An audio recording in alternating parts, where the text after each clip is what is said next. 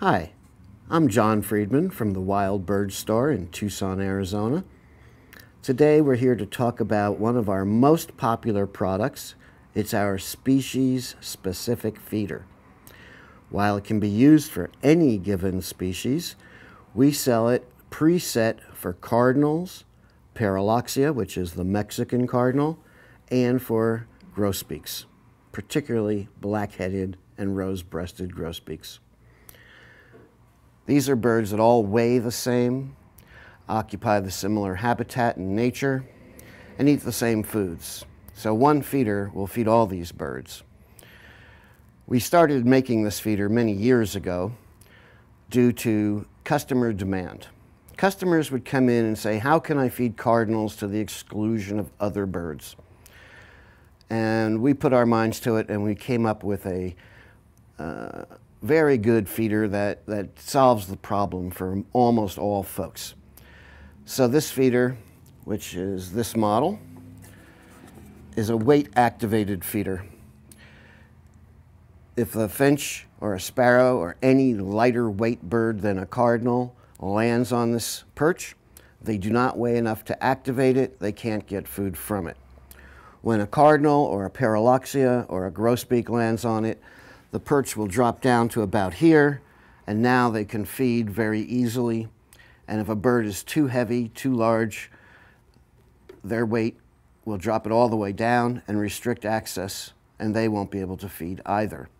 So only the right weight bird can actually use this particular feeder. It's a complicated feeder to make. It's not a cheap feeder. It takes a lot of parts altogether. There's almost 24 parts altogether. And I'm just going to review what's involved in creating the feeder. Yesterday I cut out all my parts. They all get cut to shape and size, and then they get a rough sanding because I start with wood, and the wood that I use is always inland incense cedar. This is the most durable, weather-resistant, insect-repellent wood that one can get.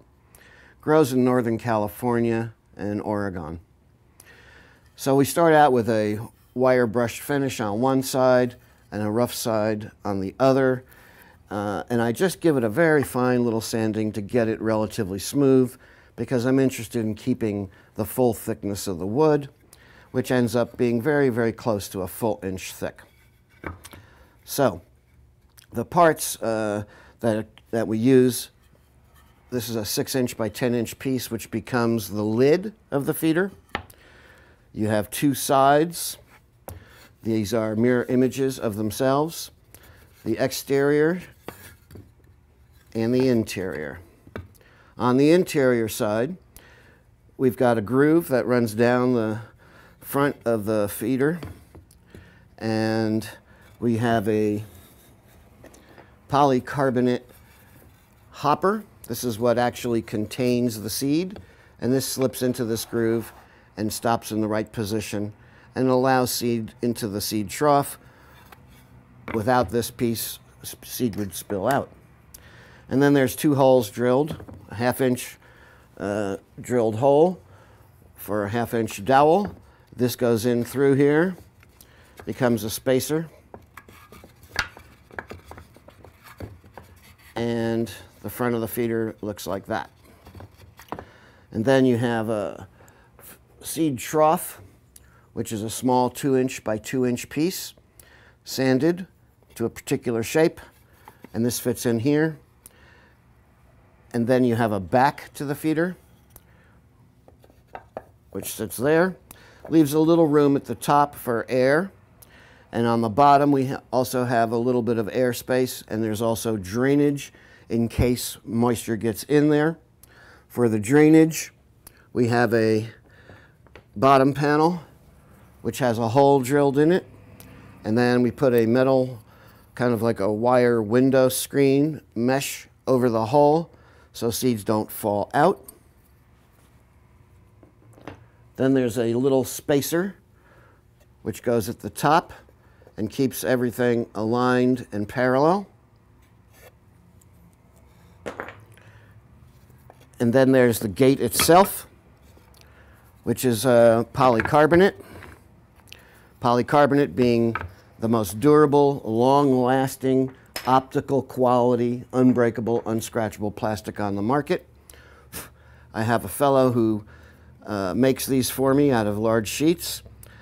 A food port is drilled, center hole at the bottom, which allows for a screw. It's countersunk, and that's where the perch gets attached.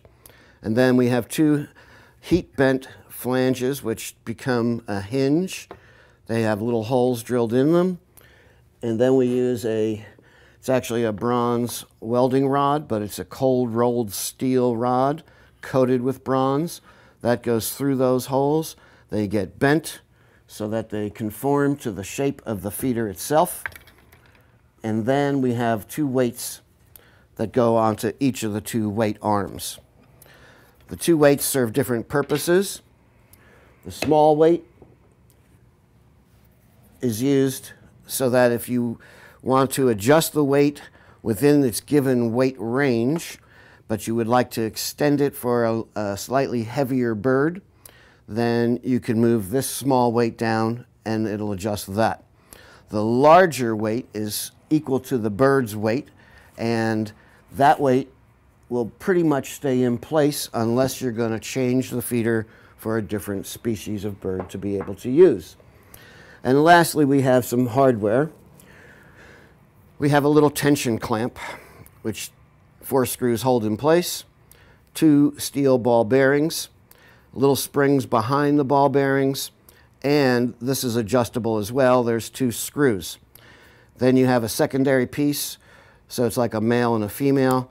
They fit together and form basically a clamp. And the feeder operates that way. The clamp is situated at the top of the side and on the underside of the bottom. And now you can snap it open, fill the feeder, and close it easily. So, this has become one of the most popular feeders we've ever created and sold. I'm not sure exactly what the number is, but I believe that I've created over 4,000 of these over the last 2 decades plus. They're in almost all states that have cardinals. The only states that don't have cardinals are on West Coast and Rocky Mountain states. But virtually every other state in the lower half, the lower 48, has cardinal feeders that we have created.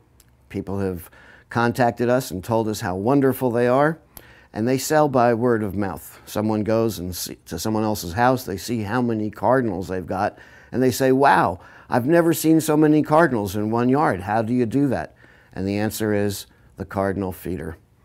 So while cardinals are very popular birds, state birds, I think for 7 different states, they are favorite backyard birds because they are so colorful, because they sing well, and because of their family makeup.